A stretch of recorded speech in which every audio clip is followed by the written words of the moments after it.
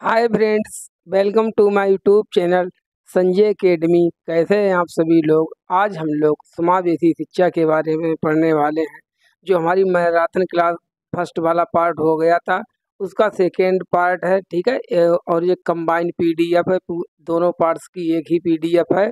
तो इसमें जो हमने पढ़ लिया था वो यहाँ तक पढ़ लिया था। जे विलियम स्टर्नबर्ग की त्रिबुद्धि सिद्धांत तक पढ़ लिया था। आज आगे इसी में कंटिन्यू करते हैं। इसके है आगे समावेशी शिक्षा। आज मोस्ट इम्पोर्टेंट है टॉपिक समावेशी शिक्षा है। आरपीडब्ल्यूडी एक्ट है, पीडब्ल्यूडी एक्ट है, आरटीई है, एनसीएफ है। ठीक है। इनसे भर भर के क्वेश्चन पूछे जाते हैं। आज इनको कर लीजिए, फिर इस टॉपिक को आपको कभी भी दोबारा पढ़ने की ज़रूरत नहीं होगी। चलिए अपनी क्लास को स्टार्ट करते हैं। समावेशी शिक्षा, इंग्लिश में इसको कहते हैं इंक्लूसिव एजुकेशन। अब समझते हैं क्या है समावेशी शिक्षा। समावेशी शिक्षा के अंतर्गत बच्चों को जरूरत के आधार पर शिक्षा दी जाती है। समावेशी शिक्षा का मतलब ये आपको समझना है कि सबको शिक्षा, किसी भी बच्चे को किसी भी आधार पर हम पीछे नहीं छोड़ेंगे, सबको समाहित करेंगे।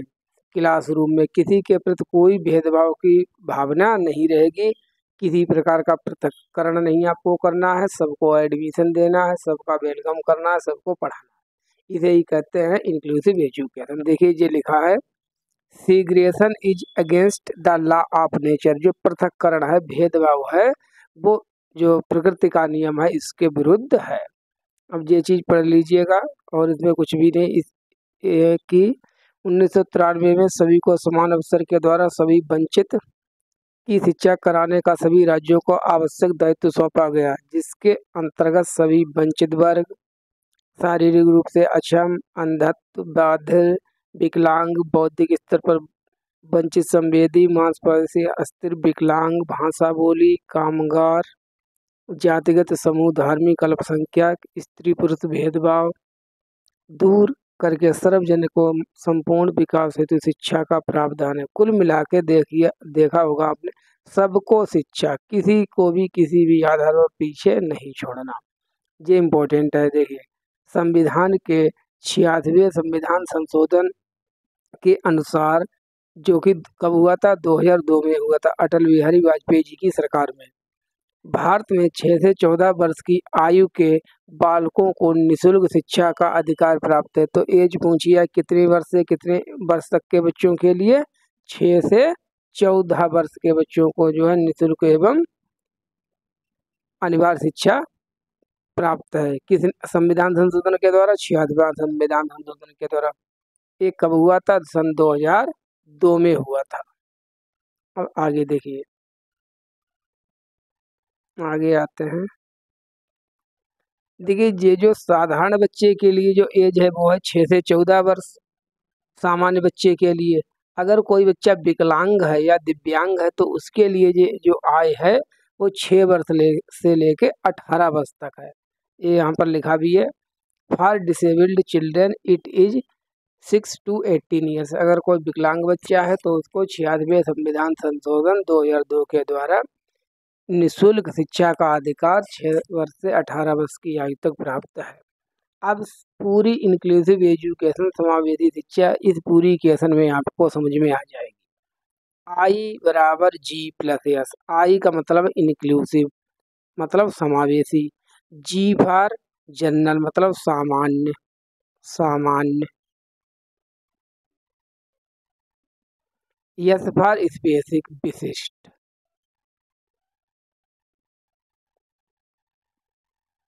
तो क्या मतलब हुआ?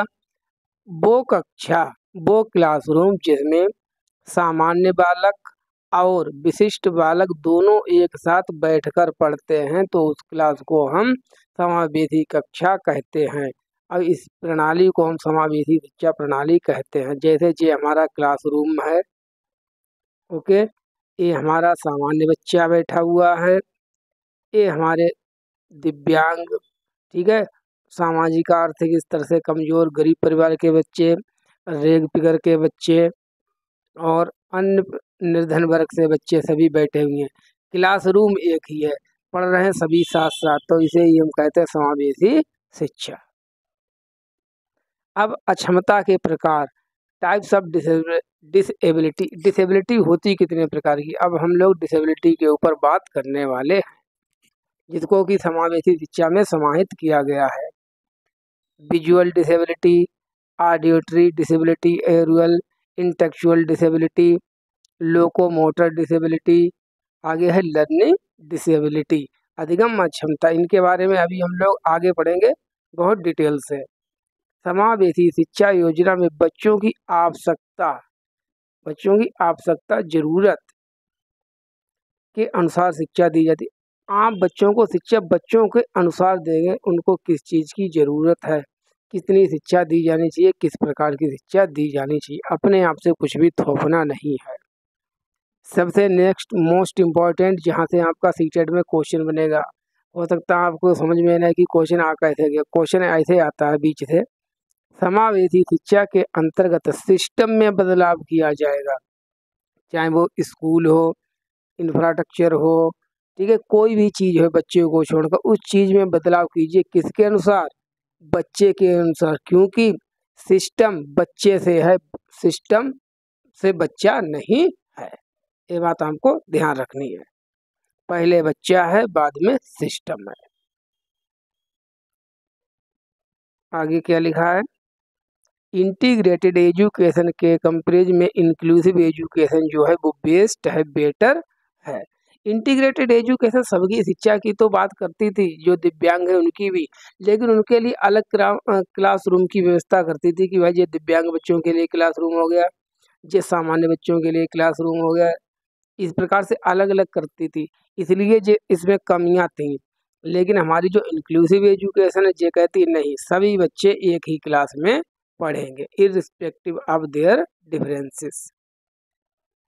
एक जो बाला है, बाला की फार्म बहुत पूछी जाती है, बाला की फार्म जो है आप लोग याद कर लीजिएगा, बिल्डिंग एज लर्निंग एड्स, बाला भवन का उपयोग अधिगम सामग्री के रूप में, इसे कहते हैं बाला, BALA। पूछा जाए बाला है तो बाला क्या है, बाला है building as learning ads.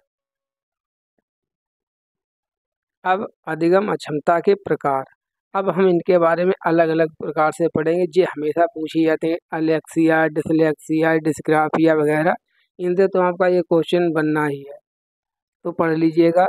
Types of learning disabilities, dyslexia सबसे पहला हमारा है डिसलेक्सिया। डिसलेक्सिया क्या है, जहाँ पे DYS करके आगे कुछ लिखा हो तो आप मान के चलना वो अक्षमता होगी किसी ना किसी प्रकार की, जैसे डिसलेक्सिया, डिस्ग्राफिया है, डिस्मोर्फिया है। डिसलेक्सिया एक व्यापक शब्द है जिसका संबंध पठन विकार से है, तो डिसलेक्सिया क्या है, पढ़ने से संबंधित एक विकार है जिसमें हमको पढ़ने में प्रॉब्लम होती है, अक्षरों में डिफरेंस नहीं कर पाते, जैसे ई का में है, सा बाज लिखना था, सा लिख गए बाज, न्यूक्लियर और अनक्लियर इनमें अंतर ही नहीं कर पा रहे हैं। लेटर्स रिवर्स का मतलब उल्टे सीधे वर्ड को लिख देना, लिखना था कुछ लिख गया कुछ। जब पढ़ने में कठिनाई होती है तो लिखने में भी कठिनाई हो सकती है, जैसे बिल्कुल होगी जब सा को बाज पढ़ने लगेंगे तो लिखने में भी त्रुटि जो है वो भी हो जाएगी। तो कुल मिला के आपको एक लाइन में याद रखने हैं कि डिसलेक्सिया क्या है, डिसलेक्सिया एक पठन विकार है, लर्निंग डिसेबिलिटी है। सेकेंड है हमारी अप्रेक्सिया। व्हाट इज अप्रेक्सिया, यह एक शारीरिक विकार है जिसके कारण व्यक्ति मांसपेशियों के संचालन से संबंधित सूक्ष्म गति कौशल जो है, उसको जो फाइन मोटर स्किल्स होती है उनमें प्रॉब्लम होती है। कौन कौन सी फाइन मोटर स्किल्स होती है हमारी, लिखना है, चलने है, टहलने है, बोलने में निपुण नहीं हो पाते, इन चीज़ों में उनको प्रॉब्लम होती है, स्किल्ड नहीं हो पाते हैं। ये रोग होता क्यों है, यह रोग मस्तिष्क के सेरेब्रम, ये पूछा गया था कि जो एक बार पूछा गया था कि अप्रेक्सिया होता है शरीर के किस अंग से कमी के कारण, तो मस्तिष्क के सेरेब्रम में क्षति के कारण, उसमें अगर कोई चोट लग जाए या कोई अन्य प्रॉब्लम हो जाए तब बच्चे को अप्रेक्सिया नाम का रोग हो सकता है, डिसेबिलिटी हो सकती है। देखिए यहाँ पर आ गया डिसप्रेक्सिया, जो डिसवर्ड लगा हुआ हो तो वहाँ पर डिसेबिलिटी होगा, ऐसा मान के चलना। लैंग्वेज कंप्रिहेंशन डिसऑर्डर, डिसप्रेक्सिया का सीधा मतलब है कि भाषा को समझने में अक्षमता। कोई जैसे टेक्स्ट लिखा हुआ है, कोई भी पैराग्राफ लिखा गया है, तो उसकी भाषा को नहीं समझ पा रहा है कि ये क्या है, क्या लिखा हुआ है, इसका क्या मतलब है।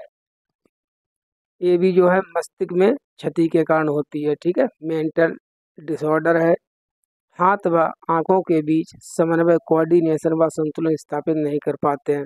मतलब लिखना है कुछ, लिख गए कुछ, क्योंकि जो आंखें हैं वो कुछ और प्रकार से इंडिकेट कर रही हैं और हमारे जो हाथ हैं इन पर जो है कंट्रोल ही नहीं रहता है। इसके कारण डिस्प्रेक्सिया के कारण। डिस्प्रेक्सिया एक तंत्रिका तंत्र संबंधी विकार देखिए है, न्यूरोलॉजिकल डिसऑर्डर, मस्तिष्क से रिलेटेड है, जिसे सेंसरी इंटीग्रेशन, इसे हम क्या क्या कहते हैं, सेंसरी इंटीग्रेशन डिसऑर्डर भी कहते हैं। याद कर लेना, लिख लीजिए, अगर ये आ जाए तब इसको आप कर लेना। इसकी पीडीएफ जो है आपको मिल जाएगी हमारे टेलीग्राम ग्रुप को, आप उसको ज्वाइन कर लीजिए। उसका लिंक हमने दे दिया है डिस्क्रिप्शन बॉक्स में। और आप लोग हमारे हिसाब से इस पीडीएफ को प्रिंट करवा लीजिए, कम से कम आपके इससे 25 नंबर आएंगे अगर आपने इसको थोरली तैयार कर लिया जैसा मैं पढ़ा रहा हूँ। केवल पीडीएफ को पढ़ने से कुछ नहीं होगा जब तक हम इसको समझाएंगे नहीं। अब चौथा हमारा क्या है, अफेजिया। अफेजिया क्या है, भाषा एवं संप्रेषण संबंधी, वही बात है, इसको जो लैंग्वेज और जो कम्युनिकेशन है उसमें हमारी अक्षमता रहती है, हम बोल ले, बच्चा जो है वो अच्छे से बातचीत नहीं कर पाता है। मौखिक रूप से सीखने व विचारों को अभिव्यक्त करने में समस्या उत्पन्न होती है। मस्तिष्क में किसी प्रकार की क्षति से, देखिए ये भी मस्तिष्क की कमी के ही कारण को होता है अक्षमता, कौन सी, अफेजिया। तब अफेजिया, डिस्प्रेजिया, अप्रेक्सिया, डिसलेक्सिया। डिसलेक्सिया वाला क्वेश्चन बहुत पूछा जाता है, डिसलेक्सिया, और इसकी जो जो इसकी हिंदी है वो डिसलेक्सिया ही है। हिंदी में भी पठन वैकल्य मत याद करना, हो सकता है इसकी हिंदी और कोई बदल कर लिख दे, डिसलेक्सिया मीन्स डिसलेक्सिया। अब है हमारा डिसफेजिया, देखिए है डिस, अक्षमता है, मस्तिष्क में क्षति के कारण बातचीत करने में आंशिकता या तो थोड़ी या पूरी तरह से अक्षमता है। ना एक व्यक्ति है जो ना तो पूरी तरीके से बात कर पाता या कर पाता तो बहुत अच्छे प्रकार से कंप्रिहेंशन नहीं कर पाता और जो है कम्युनिकेशन नहीं स्थापित कर पाता है, तो उसको जो है डिस्फेजिया नाम की बीमारी है। अब अलेक्सिया क्या है, मस्तिष्क में क्षति के कारण पढ़ने में क्षमता। देखिए पढ़ने में क्षमता दो से, डिसलेक्सिया भी है, अलेक्सिया भी है।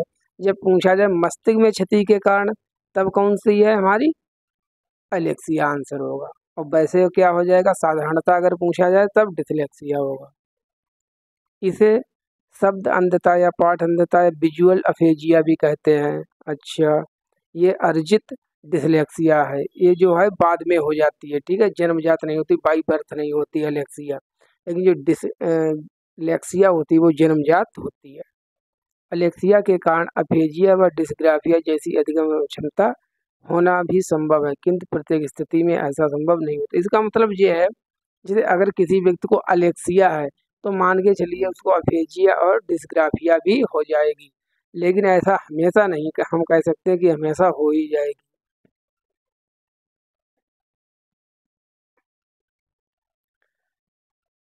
तब हमारा यहाँ तक हो गया। अब हम 7वें नंबर पर देखते हैं डिसग्राफिया। डिसग्राफिया क्या है, देखिए जहाँ पर ग्राफिया, ग्राफ करके लिखा हुआ उसका मतलब लिखना रहेगा, ठीक है। डिसग्राफिया, डिसलेक्सिया, अफेजिया, ये तीन बहुत पूछी जाती हैं, उनमें भी सबसे ज़्यादा एक डिसकैलकुलिया, लिखने संबंधी अक्षमता, इलीजिबल राइटिंग, लिख रहे हो बहुत गंदा संदा ऐसे लिख रहे हो, समझ में नहीं आ पा रहा है, तो उस बच्चे को जो है डिस्ग्राफिया है। ठीक से नहीं लिख पाना, हाथ हथेली उंगलियों संबंधी गड़बड़ियाँ, मस्तिष्क संबंधी कुछ गड़बड़ियाँ, कुल मिला के आपको इतना याद रखना है, डिस्ग्राफिया का मतलब है लिखने की अक्षमता। अब इसके नीचे जस्ट मोस्ट इम्पॉर्टेंट डिसकैलकुलिया, देखो सब नहीं आपको याद करनी है, पढ़ लीजिए, अगर आ जाए तो ऑप्शन एलिमिनेट हो जाए।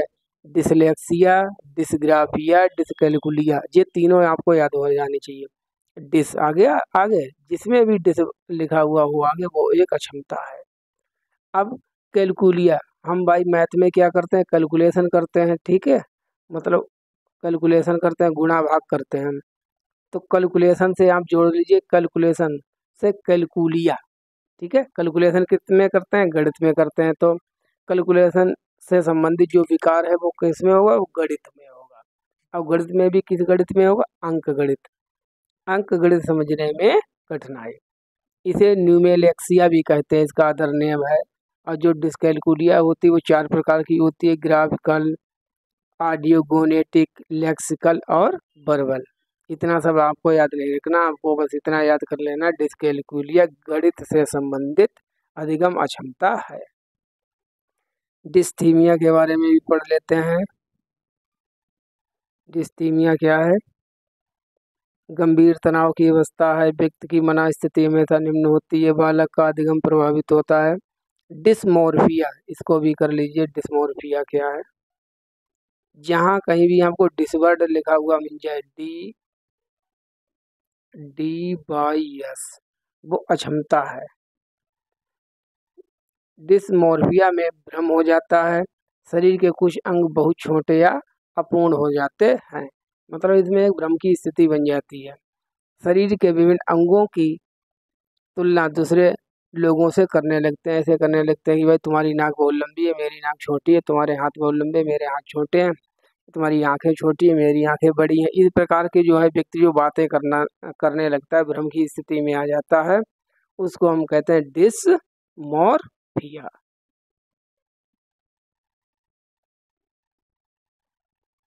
इसका प्रतिकूल प्रभाव उसके दिमाग पर पड़ता है, इसका प्रतिकूल प्रभाव उसके दिमाग पर पड़ता है, किसके, बच्चे के दिमाग पर पड़ता है। अब ये तो हमारी थी अक्षमताएं। अब देश में देख लीजिए, टिक कर लीजिए, आपको कौन कौन सी बिल्कुल तैयार करनी है, याद करनी है, सब नहीं, सब कर लें तो बहुत अच्छा। डिसलेक्सिया मोस्ट इम्पोर्टेंट, बिल्कुल छोड़ ही नहीं सकते। डिस्प्रेक्सिया, उसके बाद है आपकी, डिस्प्रेक्सिया हो गई। अफेजिया, हाँ अफेजिया भी खूब पूछते हैं, अफेजिया। फिर आपको सीधे डिसग्राफिया और डिसकैलकुलिया, दो जे, डिसग्राफिया और डिसकैलकुलिया, इतनी तैयार कर लीजिए, इतने में ही आपको मिल जाएगा। अब आ जाइए मोस्ट इम्पोर्टेंट, जिसका आपको था इंतजार, PWD act, physical with disability. PWD क्या है, physical with disability, physical persons with disability. 1995 का ये कानून था, कब का था, 1995 कानून था। इसमें 7 प्रकार की क्षमता बताई गई थी, लेकिन इस कानून में संशोधन कर दिया गया 2016 में, तभी इसका नाम भी थोड़ा बदल दिया गया था। PWD से इसका नाम कर दिया गया RPWD, right to persons with disability act 2016, क्योंकि 2016 में बना। में यह PWD एक्ट 1995 को रिवाइज किया गया था। इसमें 21 प्रकार, अब इसमें थी 7, इसमें हो गई 21 प्रकार की डिसेबिलिटी, 14 प्रकार की नई डिसेबिलिटी जोड़ दी गई। RPWD एक्ट 15 जून 2017 से लागू है, पूरे भारत में ये लागू हो गया 15 जून 2017 से। पहले जम्मू कश्मीर में लागू नहीं था, और लेकिन जब से जम्मू कश्मीर का स्पेशल स्टेट का दर्जा हटा है, तब से वहाँ भी लागू हो गया है। 21 प्रकार की डिसेबिलिटी बताई गई है, इसको पढ़ लीजिएगा, और कुछ नहीं, आपको सब रटनी नहीं है, मेन मेन जैसे पढ़ लीजिए। जैसे एसिड अटैक वाले हैं वो भी रख दिए गए, थैलेसीमिया जो रोग हो जाता है वो भी है, सिविल से रोग है, ठीक है, बहरापन है वो तो है ही। और मैं आपको कुछ बताने वाला हूँ, एसिड अटैक, ठीक है, जो कि लक्ष्मी अग्रवाल हैं, उससे रिलेटेड है ये। तो इस ये है पूरी 21 प्रकार की अक्षमता। ये लिखा, एसिड अटैक पीड़ित, पार्किंसन रोग, जिसमें हाथ ऊंचे हालते रहते हैं, हाथ पर कंट्रोल नहीं रहता है, आपने देखा होगा बड़े बूढ़े जो रोग होते हैं, जिनको ये हो जाता है, उनके हाथ हालते रहते हैं, उन पर उनका कंट्रोल नहीं रहता है। थैलीसीमिया है, सिविल सेल रोग है, और हीमोफीलिया भी है। अगर आ जाए कि निम्नलिखित में से कौन सा रोग डिसेबिलिटी की कैटेगरी में है, तो वो जो है हमारा आंसर उसका हीमोफीलिया भी होगा। हीमोफीलिया और थैलेसीमिया दोनों है। अगर आ जाए कि क्या एडस है, एडस नहीं है। कंफ्यूज करने के लिए अगर आ जाए कि एडस को रखा गया है डिसेबिलिटी में कि नहीं, तो एडस जो है वो डिसेबिलिटी में शामिल नहीं है। चलिए अब आगे चलते हैं। ये फिगर है, देखिए इसमें 21 प्रकार की डिसेबिलिटी दिखाई गई है। ये लक्ष्मी अग्रवाल हैं जिनके ऊपर एसिड अटैक हुआ था, और ये सभी ये ऑटिज्म वाले है। ये पार्किंसन है जिनका कंट्रोल नहीं रुक रहा है। ये है sickle cell anaemia, sickle cell thalassaemia, multiple sclerosis, दृष्टिबाधित, बौनापन, मस्कुलर डिसेबिलिटी, मस्कुलर जो किसके लिए थी, स्टीफन हॉकिंग्स में थी। कुष्ठ रोग लिप्रोसी वाले भी आते हैं। तो इनके नाम 1 2 3 बार पढ़ लेना, जिससे आपको एक जहन में बैठ जाए कि कौन कौन से प्रकार की होती, कौन से नहीं। अब है हमारा RTE act 2009, right to education act 2009। ये क्या है, शिक्षा का अधिकार अधिनियम, राइट टू एजुकेशन एक्ट 2009। 9 इसलिए क्योंकि 2009 में बना था, लेकिन लागू कब से हुआ पूरे देश में, 1 अप्रैल 2010 से पूरे देश में लागू हुआ, केवल जम्मू कश्मीर को छोड़कर। लेकिन अब इस समय जम्मू कश्मीर में भी ये लागू है। जो RTE एक्ट है, ठीक है। अब हाँ, 86वां संविधान संशोधन कब हुआ था, सन 2002 में हुआ था, अटल जी की सरकार थी। इसमें क्या हुआ था, आर्टिकल 21A के तहत जो संविधान का अनुच्छेद नंबर 21A है में निःशुल्क एवं अनिवार्य शिक्षा को जोड़ दिया गया था। जो संविधान का आर्टिकल 21 है उसमें ए करके इसको ऐड कर दिया गया था। किसको, निःशुल्क विधिक शिक्षा। निःशुल्क शिक्षा आप इतना याद रखिए, शिक्षा का अधिकार अधिनियम। बच्चों को देने का प्रावधान 6 से 14 बच्चों को निःशुल्क, कितने उम्र से बच्चों के लिए है, ये 6 से 14 वर्ष के लिए। लेकिन जो डिसेबिल्ड के लिए पूछा जाए तब ये आयु कितनी हो जाएगी, 6 वर्ष से 18 वर्ष तक।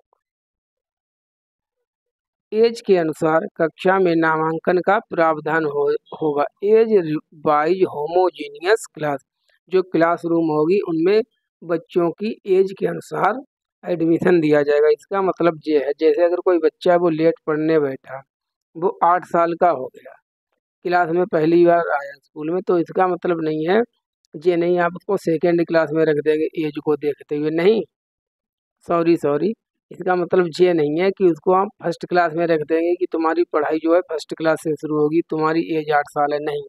उसकी पढ़ाई 2 सेकेंड कक्षा से ही पढ़ाई होगी, आप एडमिशन सेकेंड क्लास में देंगे। लेकिन जो उसकी छूटी हुई पढ़ाई है क्लास फर्स्ट की, उसको आपको पूरा करवाने का दायित्व रहेगा। अब आपके ऊपर डिपेंड करता है कि आप उस बच्चे की पढ़ाई को कैसा पूरा करवाते हैं। इसलिए जो क्लासरूम होगी वो होमोजीनियस क्लास होगी। 2019 में इससे रिलेटेड एक ऐसा ही क्वेश्चन आया था, इतना आड़ा था क्वेश्चन, आड़ा तिरछा था कि इसको 2-3 बार ऑप्शन को पढ़ा, लेकिन वो क्वेश्चन समझ में ही नहीं आ रहा था।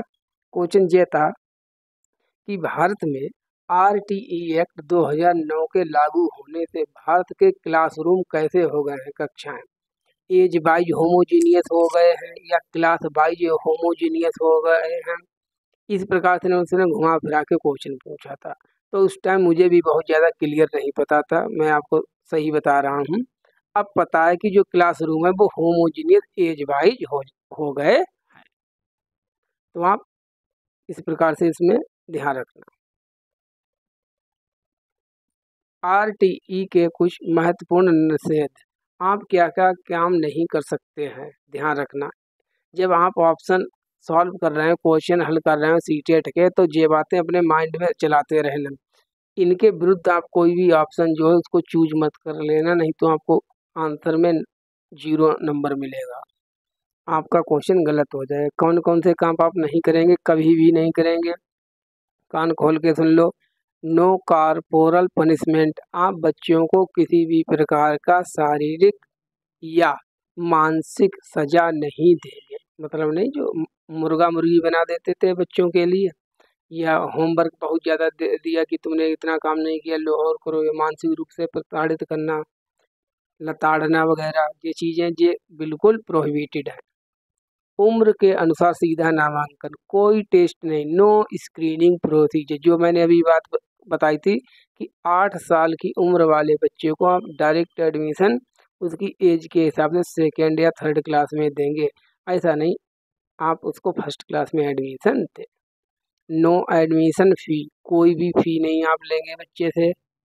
गवर्नमेंट टीचर्स को प्राइवेट ट्यूशन जो है RTE के जो सेक्शन नंबर 27 है उसके तहत बंद किया गया है। आपने देखा होगा कोई भी गवर्नमेंट टीचर होता है वो कोचिंग नहीं पढ़ा सकता है।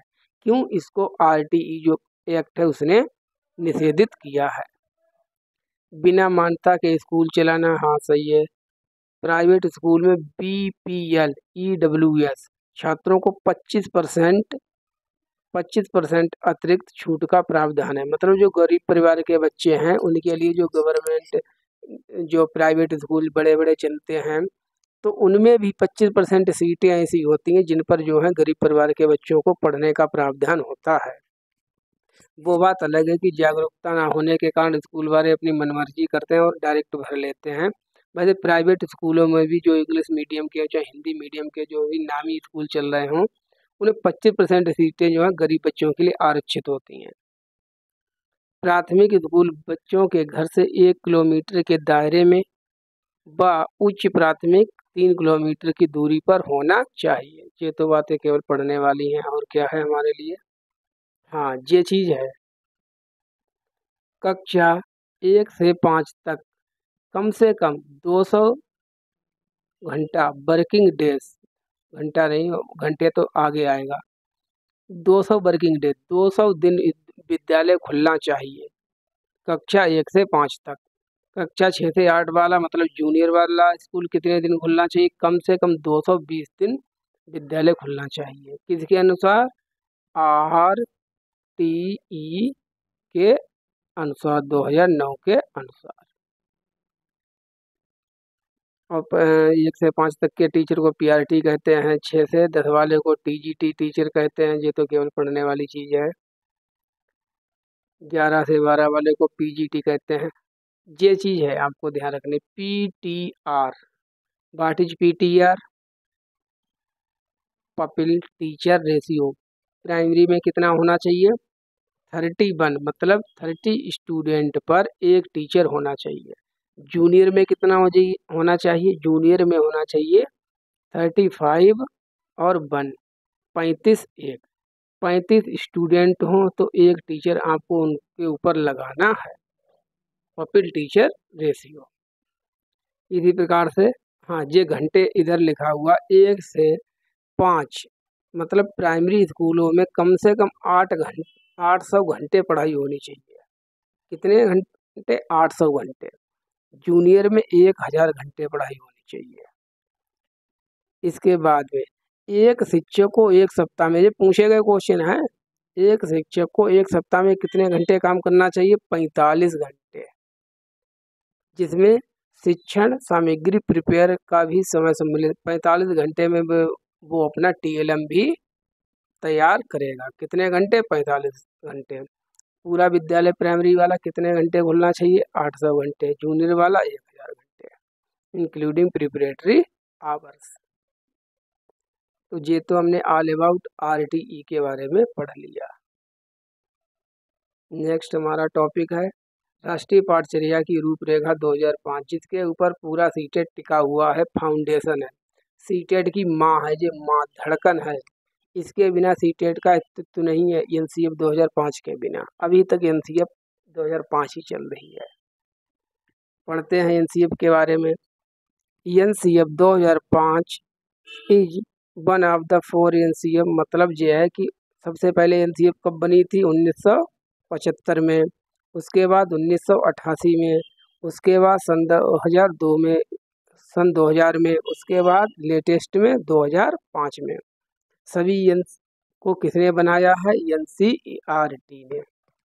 अगर क्वेश्चन पूछा जाए कि जो एनसीएफ 2005 है इसका निर्माण किसने किया है, तो इसका निर्माण एनसीईआरटी ने किया।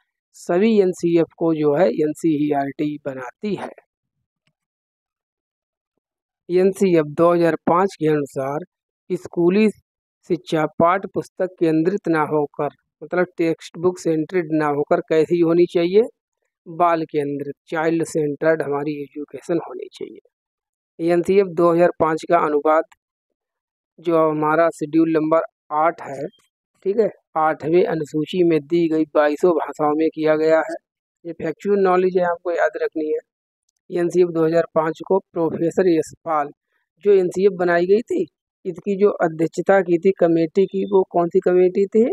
लर्निंग विदाउट बर्डन, शिक्षा बिना बोझ के, और जिसके अध्यक्ष कौन थे? इसके अध्यक्ष थे प्रोफेसर यशपाल।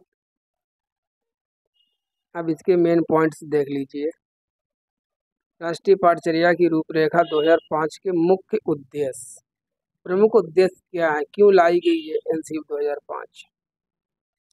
ज्ञान को स्कूल के बाहरी जीवन से जोड़ना। हम लोग जो ऑप्शन करते हैं उनमें लिखा होता है कि एक बच्चे को उसके सामाजिक सांस्कृतिक संदर्भ से जोड़कर पढ़ाना चाहिए, उसके वास्तविक जीवन से, वही है जे 2005 इसलिए क्योंकि 2005 में बनी थी। 5 से आप ध्यान रखना, 5 ही जो मुख्य बिंदु हैं, फाउंडेशन है जिसके ऊपर पूरी एनसीएफ टिकी हुई है। 5 बिंदु हैं, कौन कौन से? ज्ञान को स्कूल के बाहरी जीवन से जोड़ा जाए, पढ़ाई को रटंत प्रणाली से मुक्त किया जाए, मतलब रोट मेमोराइजेशन पर बिल्कुल ध्यान नहीं देना है, पाठचर्या क्यूरिकुलम केंद्रित ना हो, जो शिक्षा हो वो मतलब केवल टेक्स्ट बुक सेंटर्ड ना हो, चाइल्ड सेंटर्ड होनी चाहिए। विद्यालय में दी जाने वाली शिक्षा को विभिन्न प्रकार की गतिविधियों से जोड़ा जाए।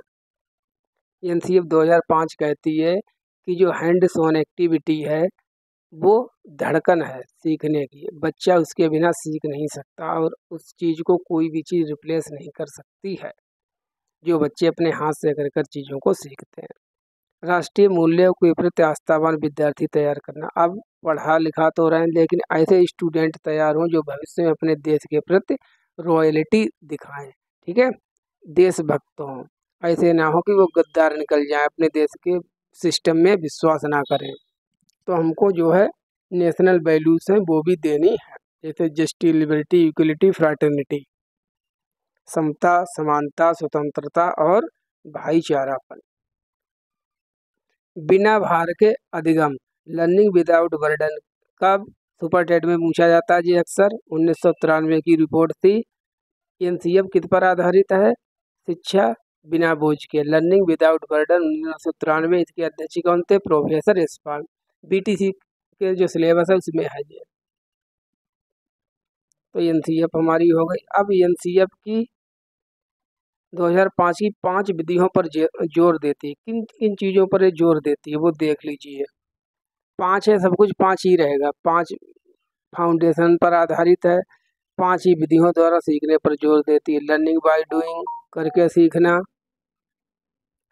इंस्पेक्शन मेथड, ठीक है, टेस्ट मेथड, ग्रुप लर्निंग और मिक्स्ड मेथड। मिक्स्ड मेथड का मतलब मिला जुला हुआ, जैसे मतलब कि बच्चे जो ग्रुप लर्निंग भी कर रहे हैं, इंडिविजुअल लर्निंग भी कर रहे हैं। एनसीएफ 2005 जो पूरा आधारित है, किस पर आधारित है? जीन पियाजे के जो कंस्ट्रक्टिविज्म है, रचनावाद है, उस पर आधारित है। बेसिस ऑन कंस्ट्रक्टिविज्म, कंस्ट्रक्टिविज्म की बात किसने की है? जीन पियाजे ने की है। एनसीएफ 2005 के अनुसार एक शिक्षक की भूमिका, एक बार नहीं बार बार ये क्वेश्चन पूछा गया है। एनसीएफ 2005 के अनुसार टीचर एज एक अध्यापक को क्या करना चाहिए, टीचर कैसा होना चाहिए? तो teacher as a facilitator, teacher को एक सुविधा प्रदाता के रूप में काम करना। सुविधा प्रदाता का मतलब जो टीचर है वो बच्चे की सीखने में मदद करे। अगर बच्चे को कोई चीज़ समझ में ना आ रही तो उसको समझा दे, जो चीज़ें प्रोवाइड करानी हो वो चीज़ें प्रोवाइड करा दे, ज़्यादा उसके हस्तक्षेप ना करे, लेकिन ऑब्जर्व करता रहे कि बच्चा हमारा कैसे सीख रहा है। इन चीज़ों को प्रोवाइड कराना है, इसे ही कहते हैं फैसिलिटेटर। जो एनसीएफ है उसकी समरी जो एनसीईआरटी बुक के पहले पेज पर लिखी हुई होती है उसमें भी लिखा है टीचर एज ए फैसिलिटेटर। आगे एनसीएफ 2005 के अनुसार अंग्रेजी सीखने का मुख्य उद्देश्य। अब अंग्रेजी क्यों सिखाई जाती है बताइए। तो एनसीएफ 2005 के अनुसार क्यों सिखाई जाती है? बहुभाषावाद को बढ़ावा देने के लिए, टू प्रमोट मल्टीलैंग्वेजिज्म इन इंडिया, बहुभाषावाद। आगे एनसीएफ 2005 करके सीखने वही बात है, लर्निंग बाय डूइंग पर फोकस करती है और बहुभाषावाद को बढ़ावा देती है। कौन? इंग्लिश, इसलिए इंग्लिश को पढ़ाया जाता है। अब सोशलाइजेशन, इससे भी क्वेश्चन खूब पूछा जाता है। प्लीज बिलीव मी, इस पीडीएफ से आपका पेपर बाहर नहीं जाएगा। भाई मैं एक दो क्वेश्चन की गारंटी नहीं लेता हूँ कि वो तो एक तो बाहिया टाइप के आ जाते हैं जिनका कुछ पता ही नहीं होता कहाँ से आ गए। वैसे आप 27-28 क्वेश्चन मान के चलिए, कम से कम इसी में से डायरेक्ट आपको मिल जाएंगे। तो ये मोस्ट इम्पॉर्टेंट है, आप इसको प्लीज इसकी मत करना। जब पेपर हो तब आप बताना कि इसमें से कितने क्वेश्चन फंसे। सामाजिकरण, व्हाट इज सोशलाइजेशन? सामाजिकरण क्या है? सामाजिकरण एक ऐसी प्रक्रिया है जिसके द्वारा जो मानव है, जो मनुष्य है, वो समाज के नियम कानून कायदा को सीखता है। और सामाजिकरण की भी प्रक्रिया कब तक चलती है? जन्म से लेके मृत्यु तक चलती है। मतलब हम समाज में कुछ ना कुछ सीखते ही रहते हैं। तो ये भी एक निरंतर चलने वाली प्रक्रिया है। Socialisation is a continuous process. अब सामाजिकरण की प्रक्रिया निम्न प्रकार से प्रभावित होती है। कैसे कैसे होती है प्रभावित? कोई बच्चा है, अभी उसका जन्म हुआ, धीरे धीरे वो बड़ा होगा, बड़े होते होते उसका सामाजिकरण होगा। पहले घर परिवार में होगा, उसके बाद पास पड़ोस में होगा, फिर सोसाइटी में होगा। तो किन किन चीज़ों से प्रभावित होता है उसका सामाजिकरण? पालन पोषण, नेचर एंड नर्चर, सहयोग, अनुकरण और पुरस्कार एवं दंड, punishment and obedience. Punishment and reward, हमें तो वो लॉरेंस कोल्बर की अवस्था याद आ गई। Punishment and obedience, orientation. यहाँ पर है पुरस्कार व दंड, रिवार्ड एंड पनिशमेंट। अब सामाजिकरण की इकाइयाँ, जहाँ से क्वेश्चन आता है, क्वेश्चन आता है यहाँ से। सामाजिकरण की इकाइयाँ कौन कौन सी होती हैं जिससे बच्चे का सामाजिकरण होता सीखता है? सबसे ज़्यादा फैमिली, स्कूल, टीचर, मीडिया। अभी मैं आपको पढ़ा रहा हूँ सामाजिकरण। इसमें आप लोग एक चीज़ ध्यान रखना, बच्चे के सामाजिकरण में दो तरह की एजेंसियाँ होती है। कौन कौन सी एजेंसी होती है? प्राथमिक संस्था और द्वितीयक संस्था। प्राथमिक में कौन कौन आता है? परिवार, पास पड़ोस। इनको छोड़कर कोई भी चीज़ आ जाए, आप किसी का भी नाम बता दिए, धार्मिक संस्था है, धर्म है, और हमारा जो विद्यालय है, कॉलेज है, और जिसका भी आपके माइंड में जो नाम रन कर रहा है वो नाम रख दीजिए, वो सभी सेकेंडरी है। पहला केवल परिवार होता है प्राइमरी। अगर परिवार ऑप्शन में ना है, ठीक है, और पूछ लिया जाए प्राइमरी, तब आपका आंसर नाइबरहुड हो जाएगा, पास पड़ोस हो जाएगा। उस कंडीशन में पास पड़ोस प्राथमिक हो जाता है। अगर परिवार और पास पड़ोस में से पूछ लिया जाए कि इसमें से प्राथमिक कौन होगा, तब आपका जो पास पड़ोस है वो भी सेकेंडरी हो जाएगा। तो जो पास पड़ोस है इसको दोनों में रखा गया है। किस में रखा गया है? दोनों में रखा गया। अब मैंने आपको क्लियर कर दिया कि प्राथमिक में कब होगा और द्वितीयक में कब होगा। द्वितीय संस्था सामाजिकरण की कौन सी है? प्राथमिक को छोड़कर जो भी है, जो भी बच्चे को सिखाती है, बच्चे के विकास को प्रभावित करती है, वो द्वितीयक है। जैसे पुलिस स्टेशन है, सार्वजनिक पुस्तकालय हैं, ठीक है, पब्लिक लाइब्रेरी है, रेलवे स्टेशन है, एयरपोर्ट है, धर्म है, विवाह है, कुछ भी चीज़, ये सब कैसी द्वितीय संस्थाएं हैं। यहाँ तक हमारा टॉपिक था सामाजिकरण का। कुछ नोट हैं, ये देख लीजिए। अगर क्वेश्चन पूछा जाए, आप एक जो है अनबायस्ड टीचर हैं, आप जो है रूढ़िवादी टीचर नहीं हैं, तो आप शिक्षक के रूप में कैमरा मैन अगर कहीं लिखा है, तब आप उसकी जगह किस चीज़ को लिखना प्रेफरेंस देंगे लिखने के लिए? तो मैं अगर टीचर हूँ तो मैं कैमरा मैन नहीं लिखूँगा, मैं क्या लिख दूँगा वहाँ पर? Camera person. क्योंकि कैमरा मैन में देखो व्यक्ति के बारे में पता चल रहा है, मैन, लेकिन कैमरा पर्सन के बारे में किसी का नहीं पता चल रहा है। वो मेल भी हो सकती है, वो फीमेल भी हो सकती सकती है। इसी प्रकार से चेयरमैन, ठीक है, चेयरमैन ने चेयरपर्सन, और राष्ट्रपति, राष्ट्रपति में क्या है, पति शब्द आ गया है जो कोई पुरुष को सूचित करता है। अगर लिखा जाए राष्ट्राध्यक्ष, तब उसमें कोई भी हो सकता है, मेल भी हो सकता है, फीमेल भी। जैसे हम इसमें भारत की राष्ट्रपति कौन है, द्रौपदी मुर्मू हैं तो फीमेल, लेकिन जो उनकी पोस्ट है वो किसको सूचित कर रही है, मेल को। पति, राष्ट्र का है जो पति, होना क्या चाहिए था, राष्ट्राध्यक्ष, राष्ट्र का है जो अध्यक्ष। चलिए अब आगे चलते हैं। ये जेंडर अनबायस वाले वर्ड हैं। Child centred education, most important, हर बार पूछे जाने वाली। ये जो है सीडीपी की पीडीएफ, अगर आपने सीडीपी समझ ली तब आप मान के चलिए आपकी 50% पेडागोजी भी कंप्लीट होगी, क्योंकि जो चाइल्ड सेंटर्ड एजुकेशन है ये पेडागोजी के सभी सब्जेक्ट्स में पूछी जाती है। चलिए अपना टॉपिक है, स्टार्ट करते हैं। बाल केंद्रित शिक्षा। तो बाल केंद्रित शिक्षा के जो समर्थक हैं वो कौन हैं, जॉन डीवी। होती क्या है बाल केंद्रित शिक्षा, बच्चे की आवश्यकता के अनुसार दी गई शिक्षा बाल केंद्रित शिक्षा कहलाती है, जिसमें बच्चा प्रमुख होता है और सभी चीज़ें गौड़ होती हैं।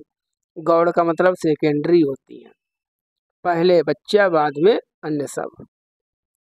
इसमें बच्चे के नीड्स के अनुसार एक्टिविटीज़ प्लान किए जाते हैं, जिस बच्चे जिज्ञासु, रचनात्मक, सीखने की जन्मजात क्षमता रखते हैं। हाँ, इनेट एबिलिटी ऑफ लर्निंग।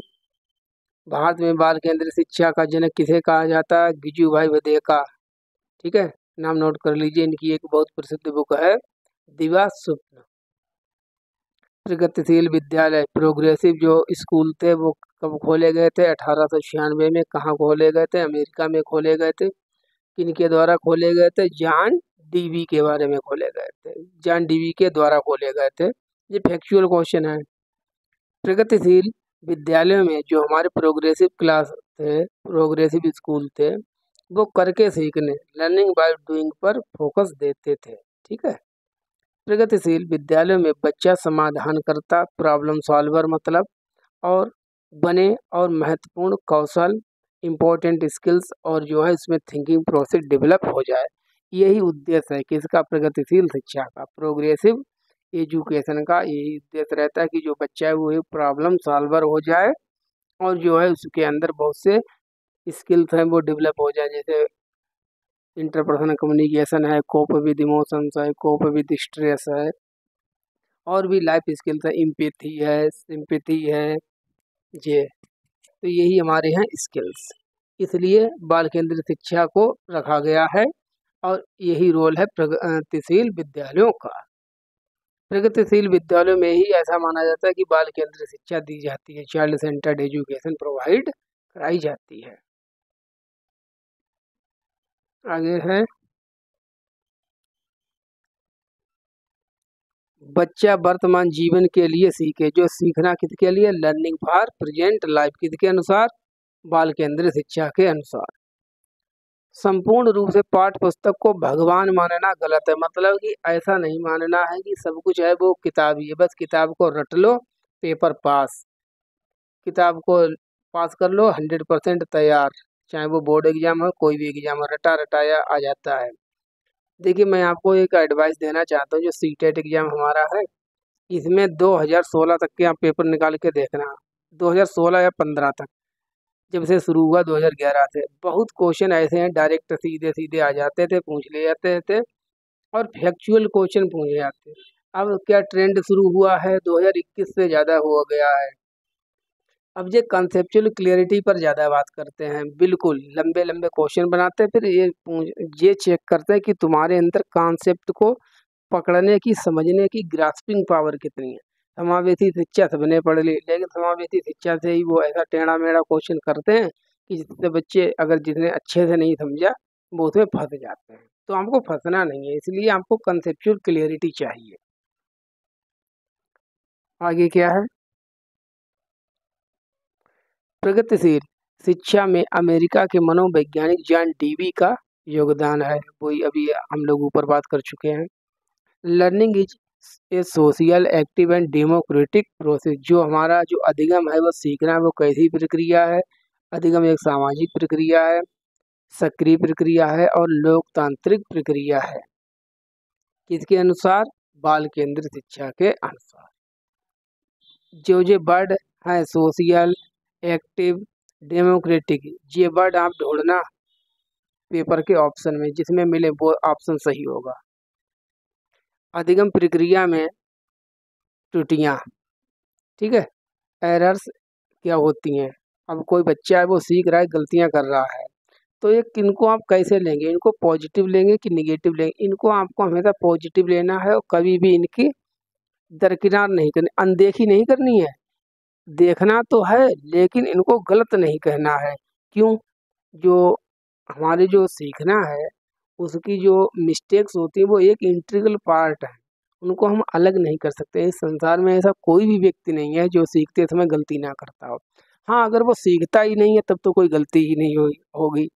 अगर सीखेगा तब गलती अवश्य होगी, क्योंकि तभी तो वो अच्छे से सीख पाएगा। अब कोई व्यक्ति गलत प्रकार से अगर सोचता है तो वो क्या सूचित करता है? वो सूचित करता है बच्चे से थिंकिंग का पता चलता है कि उसकी जो सोच है वो अभी कहीं ना कहीं डिफरेंट है, गलत है, इसलिए उसने गलती कर दी है। क्वेश्चन आगे है, कई बार बच्चे कुछ भ्रांतियां बना लेते हैं, ठीक है, जिन्हें हम गलत संप्रत्यय, रॉन्ग कॉन्सेप्ट ना कहें। आप उनको, अगर बच्चे ने किसी भी चीज़ के प्रति गलत धारणा बना ली है तब ये मत कहो कि तुमने गलत सीख लिया है, बेकार, स्टूपिड, डांटो मत। ये कहो ये तुम्हारी अल्टरनेटिव या नेइव कॉन्सेप्ट है। नेइव वर्ड ज़्यादा पूछा जाता है, नेइव कॉन्सेप्शंस कहा जाता है। नेइव कॉन्सेप्शन का मतलब होता है अल्टरनेटिव कॉन्सेप्ट। क्लासरूम डिस्कशन से इन्हें ठीक किया जाए। अगर बच्चे ने कोई अल्टरनेटिव ऐसी कॉन्सेप्ट बना ली है इसके बारे में, तो आप उसको डांटो फटकारो मत, बल्कि उसको आराम से क्लास में समझा दीजिए, जिससे अन्य भी बच्चे समझ लें। एक डिस्कशन हो जाना चाहिए क्लास में अल्टरनेटिव कॉन्सेप्ट के बारे में। जॉन डीवी ने शिक्षा को कैसी प्रक्रिया कहा है? जॉन डीवी ने शिक्षा को एक त्रिध्रुवीय प्रक्रिया कहा है। त्रिध्रुवीय। Education is a tripolar process. किसके अनुसार? जॉन डीवी के अनुसार। पता नहीं कितनी बार ये क्वेश्चन टेट में और सुपर टेट में पूछा गया, त्रिध्रुवीय वाला। शिक्षा की त्रिध्रुवीय प्रक्रिया किनके अनुसार? जॉन डीवी के अनुसार। 3 ध्रुव कौन कौन से होते हैं? एक पर टीचर होता है, एक स्टूडेंट होता है, एक हमारा सिलेबस होता है, क्यूरिकुलम होता है। सी फॉर क्यूरिकुलम होता है। मतलब जो हमारा टीचर है वो क्या है? वो तो स्वतंत्र है, अपने आप में इंडिपेंडेंट है। बालक है सर जी के ऊपर डिपेंडेंट, तो बच्चा कैसा हो गया? स्टूडेंट कैसा हो गया? डिपेंडेंट। अब ये दोनों आपस में बातें किस माध्यम से करते हैं? एक क्यूरिकुलम के माध्यम से, विषय के माध्यम से। तो उस विषय को ही हम कहते हैं थर्ड पोल। पहला पोल टीचर, दूसरा पोल स्टूडेंट, तीसरा पोल सब्जेक्ट। सब्जेक्ट कहो क्यूरिकुलम कहो, एक ही बात है। अब भाषा के बारे में हम पढ़ेंगे। What is language? लैंग्वेज क्या होती है? देखिए जी, आपका हिंदी में भी पूछा जाएगा, इंग्लिश में भी पूछा जाएगा, संस्कृत में भी पूछा जाएगा, बस इसका ट्रांसलेशन हो जाएगा, बिल्कुल सेम है। और सीडीपी में भी ये पूछ लिया जाता है। तो भाषा क्या है? भाषा 3 प्रकार की होती है मुख्यतः, मौखिक, लिखित और सांकेतिक। अब भाषा का जो साइकोलॉजिकल आर्डर है, मनोवैज्ञानिक क्रम है, वो क्या? सुबोपाली, सुनना, बोलना, पढ़ना, लिखना। Listening, speaking, reading and writing, LSRW। ये सीक्वेंस आपको याद रखना है हमेशा, LSRW।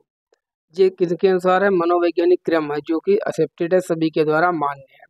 लेकिन जो मारिया मॉन्टेसरी थी, इन्होंने कुछ अलग हटके ही दिया अपना क्रम। इन्होंने क्या कहा? इन्होंने कहा दो तो सही है, सुनना बोलना, लेकिन इन्होंने लिखना पहले रखा, बाद में पढ़ना रखा। तो इनके अनुसार अगर पूछा जाए मारिया मॉन्टेसरी के अनुसार भाषा का क्रम क्या है, तो सुनना बोलना, लिखना पहले आ जाएगा, पढ़ना बाद में होगा। लिसनिंग, स्पीकिंग, राइटिंग और रीडिंग। अब हमारे चौमस्की जी आ गए, जो कि हमेशा पूछे जाते हैं, और ये जो टॉपिक है CDP प्लस पेडागोजी में पूछा जाता है सभी में। बच्चों में भाषा सीखने की क्षमता जन्मजात होती है किनके अनुसार? नोम चॉम्स्की के अनुसार। चॉम्स्की भाषा को जन्मजात मानते हैं, अर्थात बच्चे भाषा सीखने की क्षमता के साथ पैदा होते हैं, जैसे रोना है, संकेत करना है, ठीक है। Chomsky innate ability to acquire एजू वो लैंग्वेज, भाषा को सीखने की क्षमता, इन्होंने एक LED की बात की है। लैंग्वेज एक्विजिशन डिवाइस, भाषा अधिग्रहण यंत्र, बच्चों के माइंड में एक डिवाइस होती है जिसके कारण बच्चे भाषा सीखते हैं।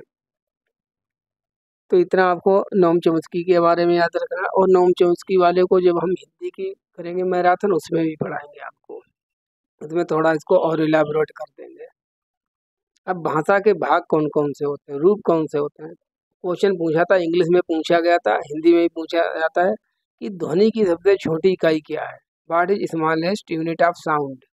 देखिए, जो फोन हम लोग चलाते हैं, फोन से क्या निकलती है? आवाज, साउंड। तो फोनीम, फोन से क्या बना? फोनीम। फोन क्या है? साउंड। तो ध्वनि की सबसे छोटी इकाई कौन सी है? फोनीम, या जिसको हिंदी में कहते हैं स्वनिम। जैसे जिसको हम और ज्यादा नहीं तोड़ सकते, जैसे आ, का, चा, पा, टा, ता, ना, इंग्लिश में लिखे दिए चा, पा, टी, एच, कुछ भी, जिसको हम ब्रेक नहीं कर सकते हैं। तो आपको एक लाइन में क्या याद रखना है कि भाषा की सबसे छोटी इकाई क्या है? स्वनिम, जिसको हम फोनीम भी कहते हैं। अब शब्द का सबसे छोटा रूप कौन सा है? कंफ्यूजन यहाँ से शुरू होता है। देखिए, शब्द का खुद का एक अर्थ होता है, जैसे पेन है, कापी है, राम है, श्याम है, मोहन है, कार्तिक है। तो इन सब के क्या अपने आप में मतलब है, अर्थ है। तो शब्द का क्या होता है? मतलब होता है, अर्थ होता है, जिसको हम कहते हैं phoneme. Smallest unit of word क्या हो जाएगी? मॉर्फीम, रूपिम, जिसको हम रूपिम भी कहते हैं, इंग्लिश में कहते हैं मॉर्फीम। वाक्य क्या होते हैं? सिंटैक्स। अब देखिए, एक होता है सिंटैक्स, एक क्या होता है? एक होता है सीमेंटिक। इनमें अंतर समझ लीजिए यहाँ पर। सिंटैक्स का अर्थ होता है मतलब कर्ता, क्रिया, कर्म, सब्जेक्ट, वर्ब, ऑब्जेक्ट, ठीक है। कर्ता, क्रिया, कर्म क्रम से लगे हुए हैं कि नहीं, जैसे संजय पढ़ा रहा है, बिल्कुल सही बात है। अब अगर एक क्वेश्चन पूछा जाएगा, वो आगे बताएंगे, तो इसमें क्या है? तो ये सिंटैक्स तो इसका सही है, मतलब सिंटैक्स तो सही है। सीमेंटिक अरेंजमेंट, सेंटेंस का जो अरेंजमेंट वो तो सही है, कर्ता अपनी जगह पर, क्रिया अपनी जगह, कर्म अपनी जगह पर है। फिर सीमेंटिक्स क्या होता है? मीनिंग अरेंजमेंट, अर्थ निकलना चाहिए। वाक्य विन्यास, अब जो आपने कर्ता, क्रिया, कर्म रखा है उसका मतलब भी तो निकलना चाहिए। अगर जैसे अगर क्वेश्चन एक पूछ लिया जाए, संजय चाय खाता है, बिल्कुल सेम क्वेश्चन हिंदी में पूछा गया था कि मैडम चाय खाती है, 2016 में पूछा गया था। ये वाक्य किस प्रकार से सही है, किस प्रकार से गलत है? क्या इसका सिंटेक्स सही है कि इसका सीमेंटिक्स सही है, कि दोनों सही है कि दोनों गलत है? तो उस वाले जो क्वेश्चन का आंसर था, वो जो था कि सीमेंटिक्स, इसका अर्थ तो गलत है कि चाय खाई नहीं जाती, मैडम के द्वारा खाई थोड़ी ना जाती है, लेकिन मैडम चाय खाती है, इसमें कर्ता, क्रिया, कर्म अपनी जगह पर लगा हुआ है, सभी सही है। इसलिए वाक्य विन्यास तो इसका सही है, सिंटेक्स सही है, लेकिन इसका सीमेंटिक्स अर्थ सही नहीं है। जैसे आप समझ सकते हैं, मोहन के पास एक पुस्तक है, बिल्कुल सही बात है, कर्ता, क्रिया, कर्म अपनी जगह पर है, उसका मतलब भी है। देखिए, मोहन के पास है एक पुस्तक, ये कुछ नहीं बन रहा है, तो ये क्या है? जो गलत है। इस प्रकार से हमको करने हैं। तो यहाँ पर कंफ्यूजन होता है सिंटैक्स और सीमेंटिक्स। सीमेंटिक एम है, एम फॉर मीनिंग, जिसमें मीनिंग निकले, अर्थ निकले, वो है सीमेंटिक, और जिसमें केवल कर्ता, क्रिया, कर्म रखा हुआ है, वो क्या है? सिंटैक्स।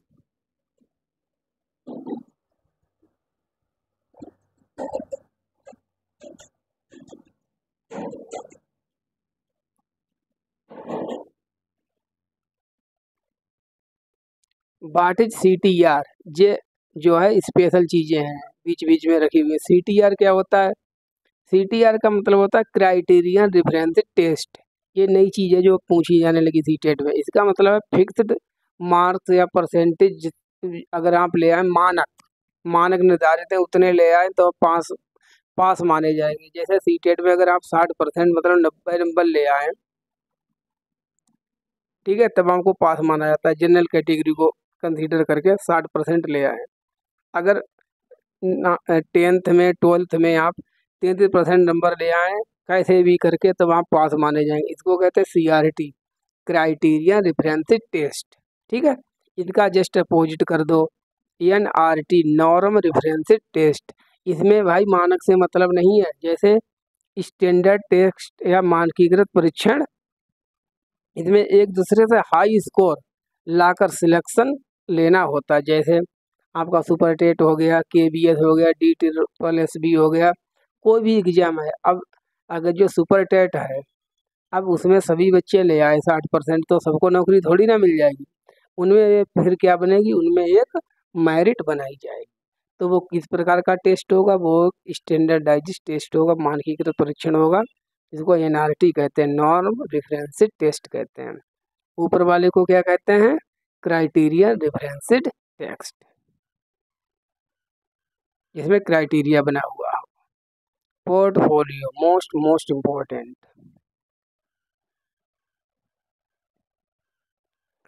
पोर्टफोलियो एक प्रकार की फाइल होती है। पहली बात तो पोर्टफोलियो क्या है, पोर्टफोलियो एक प्रकार का भत्ता है या फाइल है, जिसमें किसी व्यक्ति या बालक के जीवन के सभी क्षेत्रों का क्रमबद्ध जानकारी एकत्रित करके रखी जाती है। मतलब आज तक का उसका रिकॉर्ड है, जिस बस्ते में रखा जाता है, जिस फाइल में रखा जाता है, उसको ही हम कहते हैं पोर्टफोलियो। जैसे ये हमारी फाइल है, इसमें बच्चे का फोटो भी है, बच्चे के एग्जाम से रिलेटेड है, बच्चे के जन्म प्रमाण पत्र, मतलब कि उसकी एजुकेशन से रिलेटेड जो भी चीज़ें हैं, सब कुछ इसमें ही रखी जाएंगी। तो यही क्या होगा, पोर्टफोलियो। किसी बालक की क्या उपलब्धियां, क्या क्या उसने अचीवमेंट किए हैं, कौन सी उसने रेसें जीती हैं, किस कंपटीशन में उसने भाग लिया है कि नहीं लिया है, ये सभी, इसकी कमियां क्या हैं, अच्छाइयाँ क्या है, इनको सबको मिलाकर क्या बनता है, पोर्टफोलियो। बहुत बार पूछा गया है, आगे भी पूछा जाएगा। अब हमारे कितने टॉपिक बचे हैं, बस थोड़ा ही बचा है। और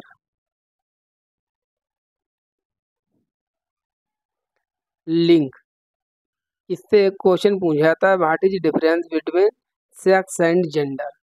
अब जेंडर क्या है, जेंडर एक सामाजिक संरचना है। Gender is a social construct, समाज के द्वारा बनाई गई है, इसलिए इसको सामाजिक संरचना कहते हैं। जन्मजात कोई भी व्यक्ति कौन से काम करेगा, कौन सा नहीं करेगा, ये कुछ भी निर्धारित नहीं होता है। अब सेक्स क्या है, मतलब कोई मेल है, ठीक है, मेल है, फीमेल है, ये तो जन्म से निर्धारित होता है, कोई बाद में थोड़ी ना बदल लेंगे। तो सेक्स बायोलॉजिकल है, जन्मजात है। अब कोई हाउस वाइफ का काम कर रही है स्त्री, एक स्त्री टीचर का काम कर रही है, एक स्त्री डॉक्टर है, इंजीनियर है, तो सभी के जेंडर अलग अलग है, लेकिन हैं सभी क्या है, फीमेल ही है। सेक्स सभी का सेम है, लेकिन सभी के रोल अलग अलग हैं, तो उनका जेंडर अलग अलग है। आगे जेंडर स्टीरियोटाइप क्या होता है, लिंग रूढ़िबद्धता, समाज में महिलाओं व पुरुषों को लेकर चली आ रही रूढ़िवादी धारणा, पुराने विचार, उनको हम कहते हैं रूढ़िवादी धारणा है। नाम से ही क्लियर है, रूढ़िवादी। जैसे महिलाएं गणित में कमजोर होती हैं, महिलाएं घर का काम करेंगी, ठीक है, वो शारीरिक रूप से कमजोर होती हैं, ये चीज़ें क्या है, पुरानी धारणाएं गलत हैं।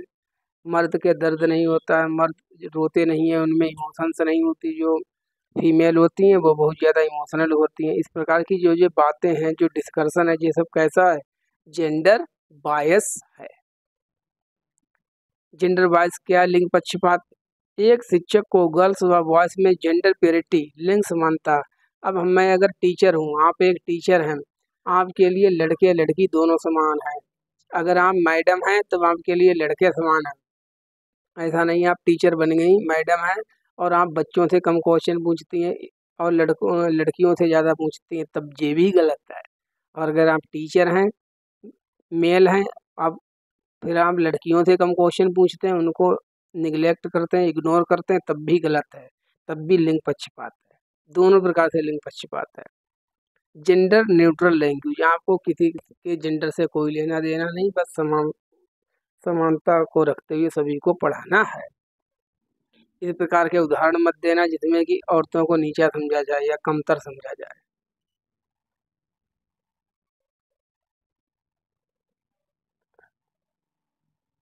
जेंडर न्यूट्रल लैंग्वेज हमको हमेशा यूज करनी, जैसे वही कैमरामैन वाला, कैमरा पर्सन हमको बोलना है, राष्ट्रपति की जगह पर राष्ट्राध्यक्ष बोलना है।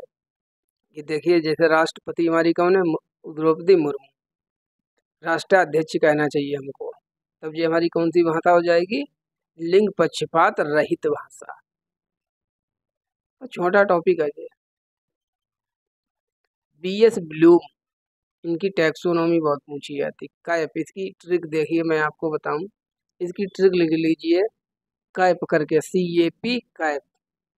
कैप माने यहाँ पर टोपी नहीं है, ठीक है। ब्लूम ने, बेंजामिन ब्लूम ने जो है अपनी थ्योरी दी थी, तो इसमें इन्होंने बताया था कि कैसे जो एक बच्चा है उसके तीनों पक्षों का विकास होता है, चाहे वो उसका कोग्निटिव हो या अफेक्टिव हो या उसका साइकोमोटर हो, मतलब गत्यात्मक विकास, सांवेगिक विकास और संज्ञानात्मक विकास। जो संज्ञानात्मक विकास होता है वो हमेशा दिमाग से संबंधित होता है। जो इफेक्टिव संवेगात्मक विकास होता है वो हमारी इमोशंस से रिलेटेड होता है।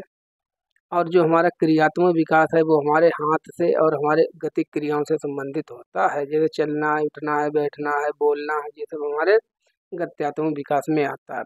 इन्होंने एक अपना ये दिया था टैक्सोनॉमी, इस टैक्सोनॉमी को समझ लीजिए। इन्होंने अपनी टैक्सोनॉमी में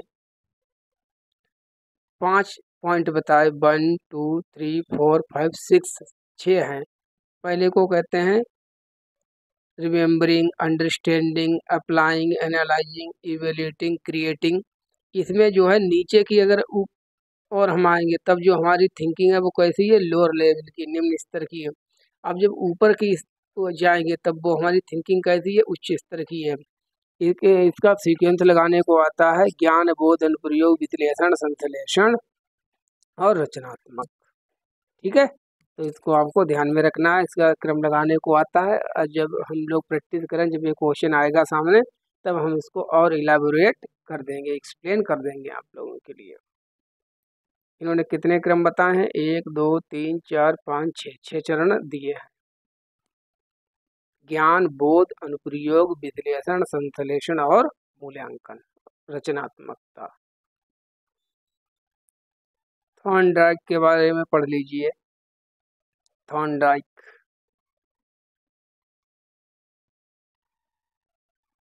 इन्होंने प्रयास एवं त्रुटि का सिद्धांत दिया, सभी लोग जानते हैं। थॉर्नडाइक ने 3 मुख्य नियम दिए सीखने के।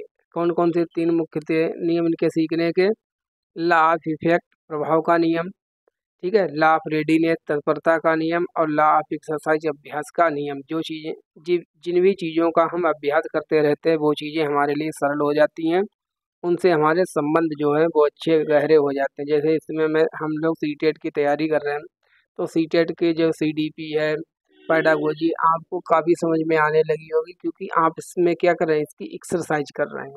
अगर इसको छोड़ देंगे तो आपका अभ्यास जो है कम होने के कारण आप इसको भूल जाएंगे।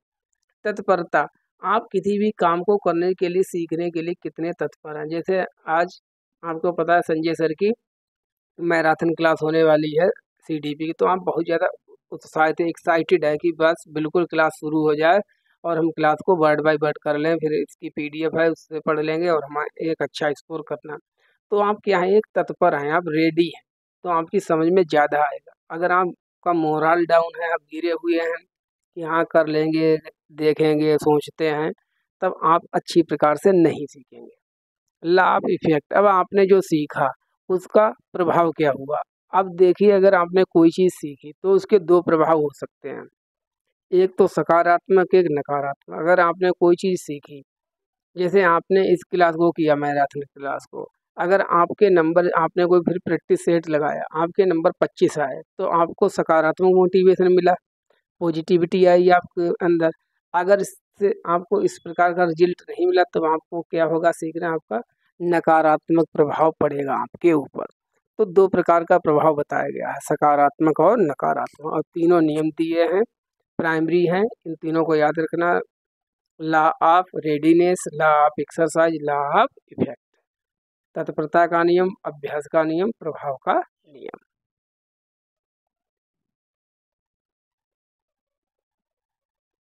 हम बिल्कुल लास्ट ये चैप्टर हमारा क्लास होने वाली है, नेशनल एजुकेशन पॉलिसी 2020 NEP। इससे अब क्वेश्चन बहुत पूछे जाते हैं, 4-5 क्वेश्चन पूछे जाते हैं पूरे 150 में से कम 4, 5 या 6 तो क्वेश्चन पूछे गए हैं आउट ऑफ 150। इसको समझ लीजिए।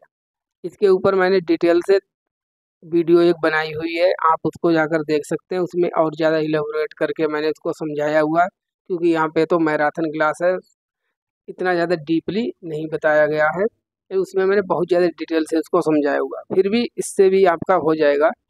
चलिए स्टार्ट करते हैं।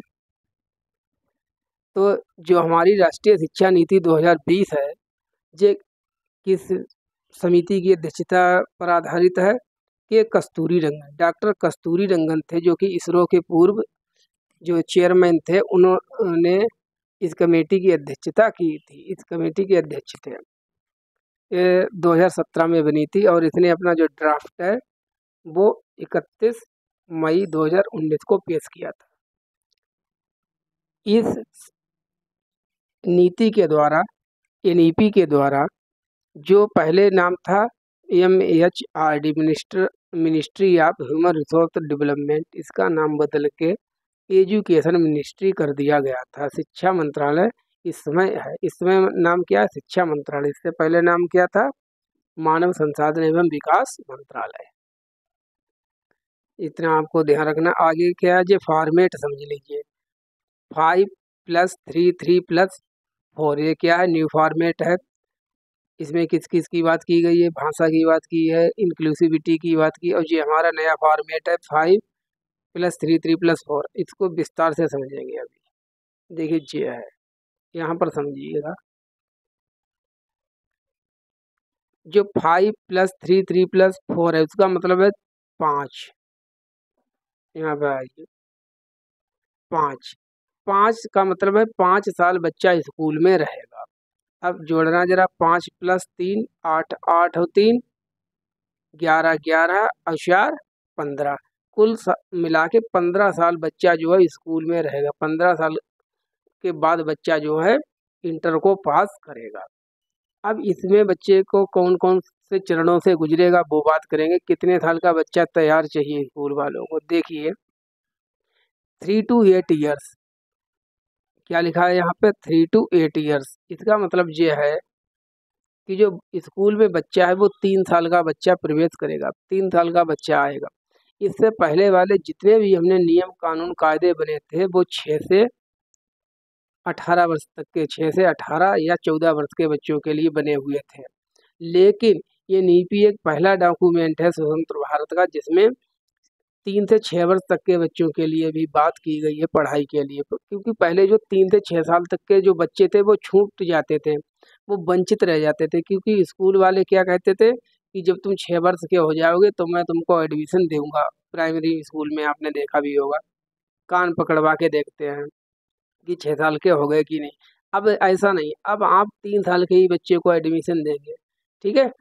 अब 3 साल से पहले बच्चा कहाँ होगा? घर में होगा, दूध दूध पिएगा मम्मी का, और मजबूत होके आएगा। कितने साल का? 3 साल का बच्चा आ गया तैयार होकर।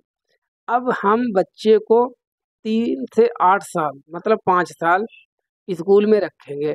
अब जो 5 है, 5 में 2 हैं, 5 में 2 हैं, 2 + 3 + 2, 5 सालों में 3 साल बच्चा आंगनबाड़ी में रहेगा या बाल वाटिका में रहेगा, सतुआ उतुआ खाएगा, ठीक है। अब जो 2 साल क्या करेगा? 2 साल क्लास फर्स्ट और सेकंड पढ़ेगा, क्लास फर्स्ट और सेकंड को कंप्लीट करेगा। तब जब 5 है, जो मूलभूत चरण है, फाउंडेशनल है, उसमें बच्चा सेकंड क्लास पास कर जाएगा। 3 साल की आंगनबाड़ी या बाल वाटिका और 2 क्लासें फर्स्ट और सेकंड। अब बच्चा हमारे कितने साल का हो गया? ठीक है, 8 साल का यहाँ से लेके चले थे, 8 साल का हो गया जब उसने क्लास सेकंड पास की। अब 8 साल के बाद 3 सालें और पढ़ाई करेगा तो 8 से 11 वर्ष का हो गया। ठीक है, इसको हम कहते हैं प्रीपरेटरी। ठीक है, प्रारंभिक चरण। अब 3 सालें और जोड़ लीजिए, सेकेंड पास हो गया था तो कौन कौन सी क्लास पास हो जाएगा? थर्ड, फोर्थ और फिफ्थ। अब 11 साल का बच्चा 5वीं क्लास पास कर गया। ओके, अब इसमें 3 सालें और जोड़ लीजिए, बच्चा हमारा 11 साल का हो गया। अब 11 और 3 14, 14 साल का बच्चा हो गया। इधर पास कौन सी क्लास हो गया? Fifth class. फिफ्थ के बाद कौन कौन सी क्लास करेगा? Sixth class, seventh class, eighth class. जब बच्चा 8वीं कक्षा पास करेगा, जिसको मिडिल भी कहते हैं, मध्य चरण कहते हैं, मिडिल कहते हैं, तब बच्चा 14 साल का हो जाएगा। कितने साल का? 14 साल का हो जाएगा। अब 14 में 4 सालें अब जोड़ लीजिए, 14 4 18। अब बिल्कुल बच्चा कितने साल का हो गया? 18 साल का। 18 साल का बच्चा है वो 9th से लेके 12th तक करेगा 4 साल। 18, ठीक है, 14 4 18, 9वां 10वां 11वां और 12वां। बच्चा तैयार कितने साल का हो गया? 18 साल का हो गया। कितने साल का स्कूल में लाए थे? 3 साल का। 15 साल उसकी स्कूलिंग करा दी। 15 3 18, 18 साल का बच्चा हो गया। पूरा क्लियर हो गया? ठीक है, इसको ऐसे भी आप समझ सकते हैं। ये देखिए है एनईपी का है फोटो जो कि मैंने यहाँ पर लगाया है। पहला फाउंडेशनल, सेकंड प्रिपरेटरी, थर्ड है मिडिल और फोर्थ है सेकेंडरी। देखिए 3 इयर्स, 5 में देखो जी पूरा 5 है। अब 5 के 2 3 में तोड़ा गया है। 3 वर्ष आंगनबाड़ी और स्कूल या बाल वाटिका करेगा। 2 साल क्लास सेकेंड पास। 3 का मतलब क्या है? क्लास 3 से लेके 5 तक, एज हो गई 11 साल तक। फिर 3 का मतलब आगे क्या है? क्लास 6 से लेके 8 तक, एज हो गई 11 वर्ष से 14 वर्ष तक। आगे क्या है? 4, 4 का मतलब एज हो गई 14 वर्ष से 18 वर्ष और class 9th 10th 11th 12th। बस इतना ही आपको ध्यान रखना है। ये है पेडागोजिकल स्तर पर आधारित। इससे पहला किस पर था? प्रीवियस एकेडमिक स्ट्रक्चर पर आधारित था। जिसमें देखिए जो बच्चा है कितने साल का आ रहा था? बच्चा 6 साल का। इसमें बच्चा कितने साल का आ रहा है? 3 साल का। जो 3 से 6 साल के वंचित बच्चे थे उनके लिए भी शिक्षा का प्रावधान एनईपी 2020 के द्वारा किया गया है। क्योंकि ऐसा माना जाता है कि जो 5 साल तक बच्चे का जो है वो सबसे ज़्यादा डेवलपमेंट होता है। लगभग एनईपी में लिखा हुआ है सेकेंड पेज पर 85% इसके लिए ईसीसी योजना शुरू की गई है। ECC, early childhood care and education. कितनी उम्र के बच्चों के लिए?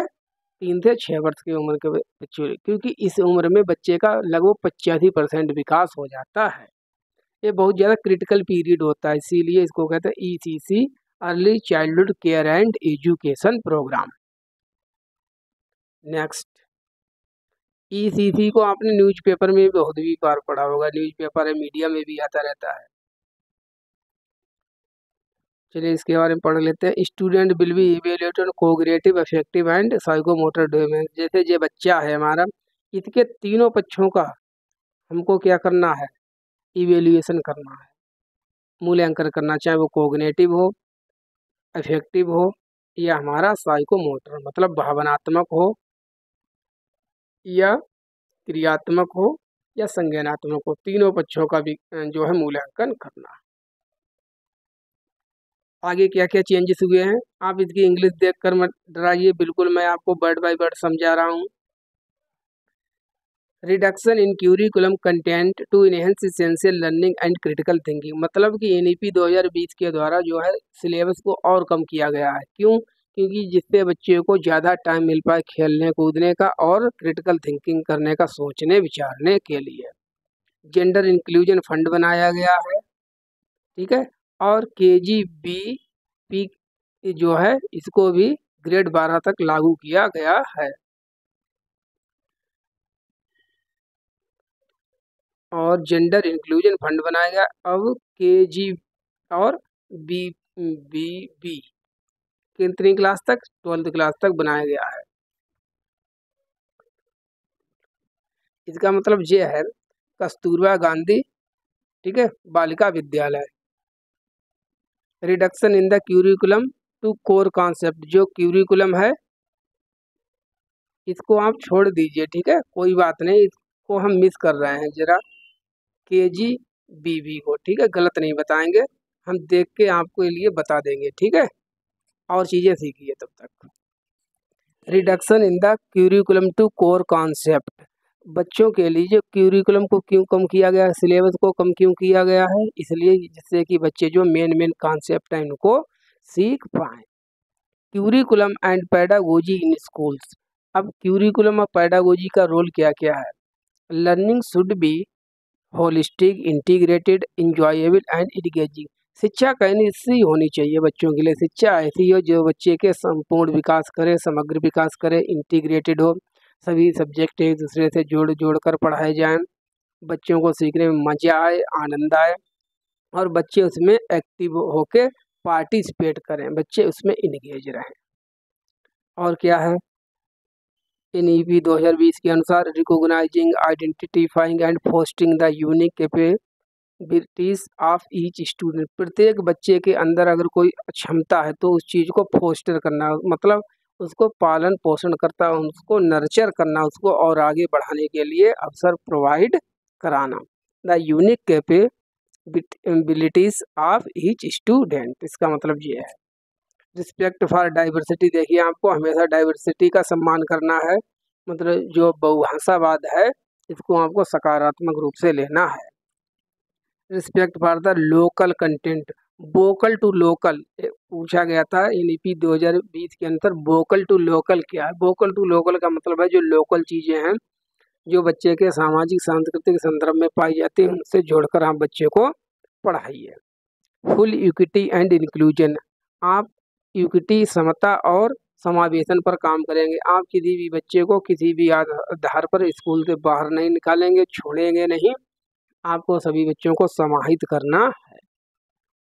जेंडर आइडेंटिटी है, सोशियो कल्चरल आइडेंटिटी है, बच्चों की पहचान, ठीक है, और जियोग्राफिकल आइडेंटिटीज वगैरह है, इनकी सभी की बात की गई। डिसेबिलिटीज है, इन सभी चीज़ों को मेंशन किया गया है। सोशियो इकोनॉमिक कंडीशंस है किसी भी बच्चे की, ठीक है, socially and economically disadvantage groups, SEDGS, इसकी बात की गई है। मतलब जो है आप जो है किसी भी आधार पर अगर डाइवर्सिटी है तब आप उसका सम्मान करेंगे। जैसे जेंडर आइडेंटिटी है, मेल है, फीमेल है, कोई भी है, आप उसका सम्मान करेंगे और उसको एडमिशन। सोशियो कल्चर आइडेंटिटीज, चाहे कोई गरीब परिवार का है, चाहे कोई अमीर परिवार का, चाहे कोई ट्राइबल है, कुछ भी है। जियोग्राफिकल आइडेंटिटी, चाहे तो कोई शहर का रहने वाला हो या कोई गांव का रहने वाला हो या किसी भी छोटे कस्बे का रहने वाला हो, आप सभी के लिए समान रूप से समानता का व्यवहार करेंगे। चाहे तो किसी के अंदर कोई डिसेबिलिटी है जो कि किसी प्रकार की थी, विकलांगता, इसी प्रकार से डिसेबिलिटी भी हो सकती है बच्चों के अंदर, जैसे एलेक्सिया है, डिसलेक्सिया है, डिसग्राफिया है, डिस्मोर्फिया है, डिस्थीमिया है, फेजिया है, डिसफेजिया है, ये सभी इसमें शामिल होती हैं। और सबसे मोस्ट इम्पोर्टेंट क्या, SEDGS, इसकी फुल फॉर्म क्या है, socially and economically disadvantage groups, सामाजिक एवं आर्थिक स्तर से कमजोर समूह। इसकी फुल फॉर्म पूछी गई थी कि इसकी फुल फॉर्म क्या होगी, SEDGS की। अब हम लोग बात करते हैं कि NEP 2020 ने भाषा पर क्या कहा है। जस्ट एक मिनट, अभी जरा पानी पी ले, पढ़िए तब तक।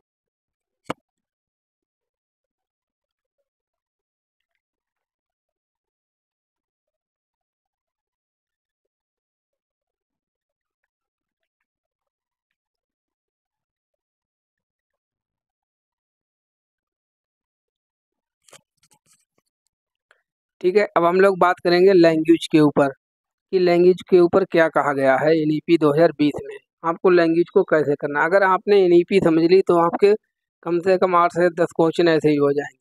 देखिए, no language is being imposed, आप किसी भी बच्चे के ऊपर कोई भी भाषा है वो थोपेंगे नहीं, नहीं लादेंगे नहीं, कि नहीं आप अगर केरल के रहने वाले हैं, मलयालम नहीं, आप हिंदी में पढ़िए। अगर आप यहाँ रह रहे हैं उत्तर प्रदेश में या हमारे दिल्ली में रह रहे हैं, आप कोई भी भाषा उनके ऊपर थोपेंगे नहीं, लादेंगे नहीं। Mother tongue and regional language till grade 5। आप बच्चों को क्लास 5 तक कम से कम एट लीस्ट बच्चों को उनकी मातृभाषा और रीजनल जो भी उनकी क्षेत्रीय भाषा है उसमें पढ़ाएंगे।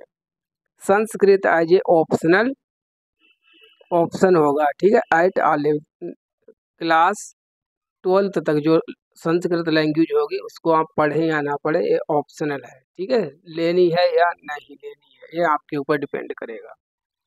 3 लैंग्वेज फार्मूला आपको अप्लाई करना है बिल्कुल।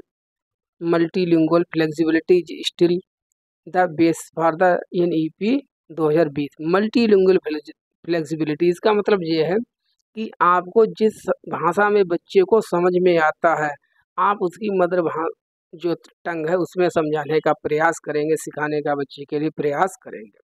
ISL की बात की गई है, इंडियन साइन लैंग्वेज की बात की गई है, किसमें? NEP 2020 में। भारतीय सांकेतिक भाषा इसकी फुल फॉर्म आई थी। ISL की फुल फॉर्म क्या है? Indian sign language. अब NEP 2020 के अनुसार, ठीक है, 21st सेंचुरी की स्किल बच्चों के अंदर इस समय कौन कौन सी स्किल्स होनी चाहिए? NEP 2020 के अनुसार, किसके अनुसार? NEP 2020 के अनुसार। देखिए, क्रिटिकल थिंकिंग, समालोचनात्मक चिंतन, कोलाब्रेशन सहयोग, इंफॉर्मेशन लिटरेसी सूचना साक्षरता, टेक्नोलॉजिकल लिटरेसी, इनिशिएटिव किसी चीज़ को शुरुआत करना, गलत हो गया यहाँ पर, शुरुआत करना, सोशल स्किल्स, क्रिएटिविटी रचनात्मकता है, कम्युनिकेशन है, मीडिया लिटरेसी है, लीडरशिप है, प्रोडक्टिविटी है, फ्लेक्सिबिलिटी। देखिए, आपको जो लचीलापन है जिसको हम फ्लेक्सिबिलिटी कहते हैं इसका मतलब क्या है, मैंने आपको बहुत डिटेल से एक बार बताया था। इसका मतलब होता है किसी भी चीज़ को सिखाने का केवल एक ही रास्ता नहीं, अलग अलग रास्ते से आप सिखाइए। अगर कोई बच्चा है उसको एक मेथड से समझाया आपने, नहीं समझ में आया, अगर आप रिजिड हैं, कठोर हैं, तब तो आप अड़े रहेंगे, नहीं मुझे तो यही मेथड आता है, सीखना तो सीखो, नहीं तो कोई बात नहीं। अगर आपके अंदर फ्लेक्सिबिलिटी है, लचीलापन है, तो आपने अगर एक मेथड से समझ में नहीं आया तो दूसरे से बता दिया, दूसरे से नहीं आया तीसरे से बता दिया, तीसरे से नहीं आया तो चौथे से बता दिया, तब आप कहते हैं आप फ्लेक्सिबल टीचर हैं। ये देखिए, इसमें भी आप पढ़ सकते हैं। इंगेजिड थिंकिंग है, क्रिटिकल थिंकिंग है, प्रॉब्लम सॉल्विंग है, कोलाब्रेशन है, लाइफ लॉन्ग लर्निंग है, सेल्फ डायरेक्शन है, पर्सनल मैनेजमेंट है, digital literacy, communication, social responsibility, cultural, global and environmental awareness, 21st century learners की जे स्किल्स होनी चाहिए। यह है इंटरप्रेन्योरियल स्पिरिट है, यहाँ तक। इधर हमारी है इथिकल सिटीजन्स। ये क्या है? ये स्किल्स हैं, आप केवल इनको ध्यान में रखना, याद उद मत करना। अब इनके बारे में डिटेल से पढ़ लीजिए क्योंकि इन पे आते हैं क्वेश्चन। रटनी नहीं है, समझनी है, क्योंकि आपको लिखनी नहीं, लेकिन जैसे कहीं क्वेश्चन में पूछा जाए क्रिटिकल थिंकिंग, तब आप क्रिटिकल थिंकिंग का मतलब समझ जाना कि इसका मतलब क्या है। पर क्वेश्चन बहुत पूछे जाते हैं। देखिए, तो क्रिटिकल थिंकिंग क्या है? आस्क योर सेल्फ, ठीक है, अपने आप से क्वेश्चन पूछो। मेड क्वेश्चन, अपने आप से क्वेश्चन पूछो, क्या मैं जो काम कर रहा हूँ वो गलत है या सही है, कितना सही है कितना गलत, मैं अपने आप को कैसे इम्प्रूव कर सकता हूँ। अभी मैं अगर प्रैक्टिस करता हूँ PYQ की, CTET के, तो मेरे कितने क्वेश्चन सही हो पाते हैं, कितने गलत हो जाते हैं, इतने गलत होते हैं तो क्यों होते हैं, किस किस टॉपिक से गलत होते हैं। इस प्रकार से अपना एनालिसिस कीजिए। गोलमोल, इसका मतलब आस्किंग रिडल्स, पहेलियाँ पूछना, गैप फिलिंदा गैप वाले क्वेश्चन होते हैं, उस प्रकार के क्वेश्चन उनसे होती है बच्चे की समालोचनात्मक थिंकिंग डेवलप। पूछो तो समझो, क्रॉस क्वेश्चनिंग, ये NCERT है, ये CRT की क्वेश्चन की जो बुकें होती हैं उनमें लिखा रहता है, पूछो तो जानो, ठीक है, पूछो तो समझो। इस प्रकार की जो चीज़ें लिखी रहती हैं वो बच्चे की क्रिटिकल थिंकिंग को विकसित करने के लिए दी गई होती है। क्रिटिकल थिंकिंग के बारे में पढ़ लिया, अब हम आगे पढ़ते हैं सभी के बारे में अलग अलग से। इनोवेशन क्या है? Project based learning, virtual reality की अब हम बात करें, लेट देम फ्री, बच्चों को कुछ टाइम के लिए खाली छोड़ दो, जिससे वो नया कुछ सोच सकें, अनूठा कुछ कर सकें, जिससे वो इनोवेट कर सकें, इनोवेशन कर सकें। गिव देम ए ब्रेक, इसके लिए ही उनको क्या देना चाहिए, हमको ब्रेक देना चाहिए। क्यों? जिससे बच्चे जो हैं उनमें एक रचनात्मकता का विकास हो पाए, वो इनोवेटिव तरीके से सोच पाएँ किसी भी काम को करने के लिए। कोलाब्रेशन मतलब सहपाठी सहअधिगम साथ साथ करना। Save the last word for me, hands on projects करके सीखने का कोई भी प्रोजेक्ट है। चेन गेम है, सर्च टू विन, जीतने के लिए कुछ सर्च करना, कुछ बनाना, समथिंग इज न्यू, इसे कहते हैं कोलाब्रेशन। कम्युनिकेशन क्या है?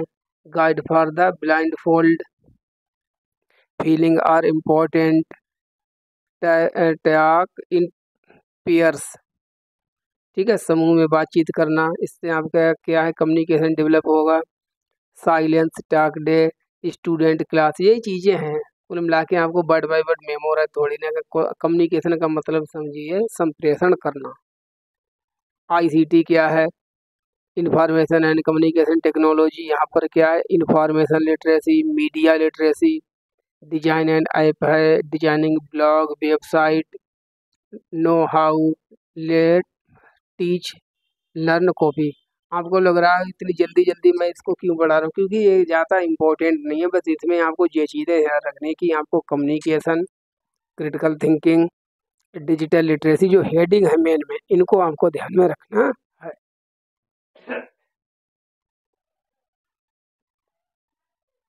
फ्लेक्सिबिलिटी एंड अडेप्टेबिलिटी ये क्या है? Different uses of household items, make up a new game, कोई भी गेम बना देना, ठीक है, घर की चीज़ों से, बेकार चीज़ों से, पड़ी हुई चीज़ों से कोई गेम बनाना, कुछ भी नया करने लगना। तो ये क्या बच्चे के अंदर सूचित करती है? बच्चे की फ्लेक्सिबिलिटी और अडेप्टेबिलिटी। इतना एनसीएफ, इतना इसने बात की है एनईपी 2020 में। तो हमको जो मेन मेन चीज़ें हैं ये याद रखना। जैसे क्रिटिकल थिंकिंग, क्रिटिकल थिंकिंग क्या होती है? क्रिएटिविटी, कम्युनिकेशन, कोलाबोरेशन, इन चार से क्वेश्चन बहुत पूछे जाते हैं और चारों पॉजिटिव वर्ड है। हाँ, फ्लेक्सिबिलिटी वाला भी बहुत पूछा जाता है। बस 12 में से 5, एक छठा जो है सोशल स्किल्स, इतने आपको याद करने हैं, तैयार रखने हैं, इनसे क्वेश्चन पूछा जाता है।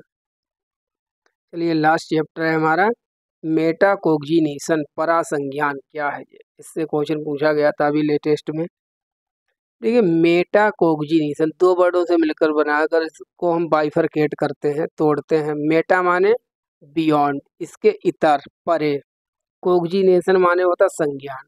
संज्ञान का मतलब जो भी हम जानते हैं, समझते हैं, जो भी इस समय हम जानते हैं, समझते हैं, उसके परे, उससे दूर जाकर उसके बारे में सोचना ही हमारा मेटाकोग्निशन कहलाता है। Thinking about thinking, awareness about awareness, अपने स्वयं के बारे में अपने को एनालिसिस करना। जैसे मैं सीटेट की तैयारी इसमें कर रहा हूँ, तो मैं जो 5 सब्जेक्ट हमारे आने वाले हैं, मैं किस सब्जेक्ट पर सबसे ज़्यादा फोकस कर रहा हूँ, किस पर कम कर रहा हूँ, कौन सा हमारा स्ट्रॉन्ग हो चुका है। सीडीपी हमने पढ़ लिया, सीडीपी में हमारा स्कोर 25 नंबर होने लगा है।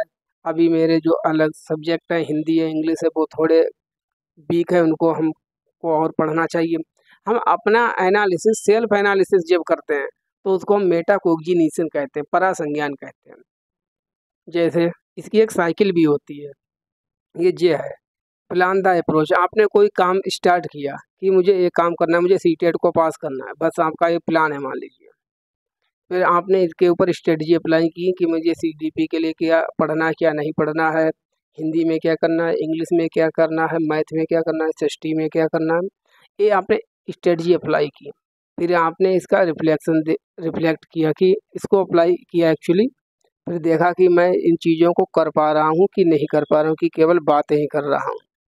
फिर एसेस द टास्क, फिर आपने जो सभी सब्जेक्ट के लिए स्ट्रेटजी अपनाई थी, अप्लाई की, फिर उससे आपने रिटर्न देखा कि क्या ये सही है या गलत है, इससे मेरा स्कोर इम्प्रूव हो रहा है कि नहीं हो रहा है। Assess the task. इसके बाद आप क्या करेंगे? अगर इसमें कोई कमी रह गई है, अब भी आपका स्कोर कम है, मान लीजिए आपका 90 स्कोर हो रहा है, तो आपने कहा मुझे और कुछ चेंज करने की ज़रूरत है। आपने अपने स्ट्रेटजी को, पूरी साइकिल को चेंज कर दिया, यहाँ पर आ गए। फिर आपने क्या किया? Evaluate strategies and weakness, strength and weakness. फिर आपने अपनी जो स्ट्रेंथ थी उसको पहचाना और वीकनेस था उसको पहचाना। फिर दोबारा से आपने अपनी स्ट्रेटजी बनाई और फिर से सीटेट की अपनी आप तैयारी करने लगे। तो इसको हम कुल मिला के ये कह सकते हैं, यानी संज्ञान के परे सोच पाना, प्लान कर पाना, मूल्यांकन कर पाना। Thinking about thinking, awareness about awareness. इस पर क्वेश्चन भी हमने 2-3 करवाए हैं आप लोगों के लिए प्रैक्टिस सेट में, कि तब उसका आंसर क्या होगा, परासंज्ञान, metacognition, awareness and understanding of one's thought process है, लिखा है। अपनी थॉट प्रोसेस, अपने सीखने की प्रक्रिया पर अपनी आपकी अवेयरनेस क्या है, आपकी अंडरस्टैंडिंग क्या है, इस चीज को ही हम क्या कहते हैं, मेटाकोग्निशन। और पॉइंट क्या है इस साइकिल में, क्या क्या आता है मेटाकोग्निशन की, plan, organise, monitor your own work है, अपना काम, अपने स्वयं के काम को मॉनिटर करना अपने आप से। डायरेक्ट योर लर्निंग, अपने सीखने की प्रक्रिया को डायरेक्शन देना। सेल्फ रिफ्लेक्शन, अपने स्वयं के बारे में सोचना विचारना, इसको कहते हैं सेल्फ रिफ्लेक्शन। तो अब की बार सीटेट पास। ये हमारे चैनल का नाम है संजय एकेडमी। प्लीज़ सभी लोग जितने भी सब्सक्राइब ना किया सब्सक्राइब कर लें, बहुत मेहनत लगती है क्लास को तैयार करने में, ठीक है। और आप सब्सक्राइब कर दिया करें, शेयर करें साथ वालों के साथ, जिससे अन्य लोगों को भी क्लास के बारे में पता चल जाए, ठीक है। लाइक करें, कमेंट कर दें।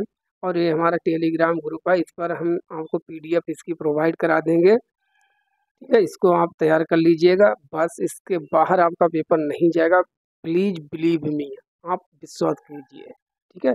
इससे पढ़कर ही मेरे 30 आउट ऑफ 30 आए हैं और इसमें कंप्लीट सिलेबस आपका फंसेगा। मेरा 100% दावा है और सही भी जाएगा, आप देखना। Thank you for watching.